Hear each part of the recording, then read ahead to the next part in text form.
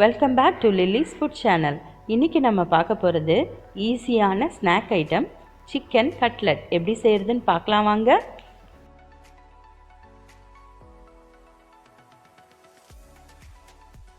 இப்போ ஒரு பேனை ஸ்டவ்வில் வச்சுக்கலாம். ஒரு 4 ஸ்பூன் எண்ணெய் ஊற்றிக்கலாம். அதில் 2 மீடியம் சைஸ் வெங்காயம், அரை ஸ்பூன் கரம் மசாலா, 1 ஸ்பூன் இஞ்சி பூண்டு பேஸ்ட்டு போட்டு நல்லா ஒரு அடி அடித்து அதை எண்ணெயில் போட்டு ஃப்ரை பண்ணிக்கலாம். இன்றைக்கி நான் 300 கிராம் போன்லெஸ் சிக்கன் எடுத்திருக்கேன். அது மஞ்சத்தூளும் உப்பும் போட்டு வேக வச்சுட்டு மிக்சியில் ஒரு அடி அடித்து இந்த வெங்காயத்தில் போட்டு நல்லா மிக்ஸ் பண்ணிக்கலாம். இப்போ இதில் 1/4 ஸ்பூன் மஞ்சள் தூள், 1 ஸ்பூன் பெப்பர் பவுடர், அப்புறம் தேவையான அளவு உப்பு போட்டு நல்லா ஃப்ரை பண்ணிக்கோங்க.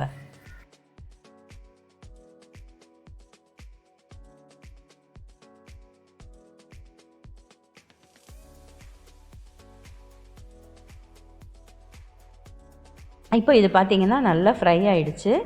அடுத்தது நம்ம 1 ஸ்பூன் மிளகாத்தூள் போட்டுக்கலாம். போட்டு நல்லா அது திருப்பியும் ஃப்ரை பண்ணிக்கலாம். அடுத்தது 2 உருளைக்கிழங்கு, மீடியம் சைஸ் உருளைக்கிழங்கு வேக வச்சுட்டு நல்லா ஸ்மாஷ் பண்ணி இந்த சிக்கனோட நம்ம ஆட் பண்ணிக்கலாம்.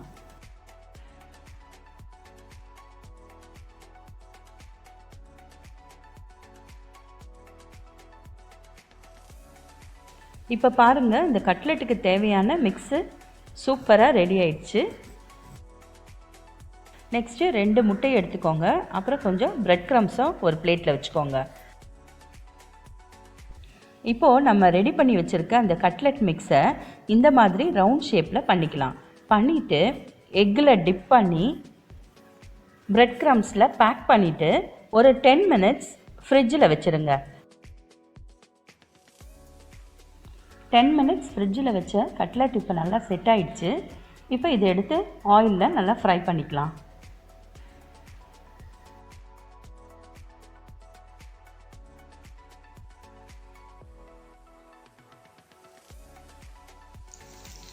இப்போ இந்த கட்லெட் கோல்டன் ப்ரௌன் கலர் ஆன ஒன்று எடுத்துடலாம்.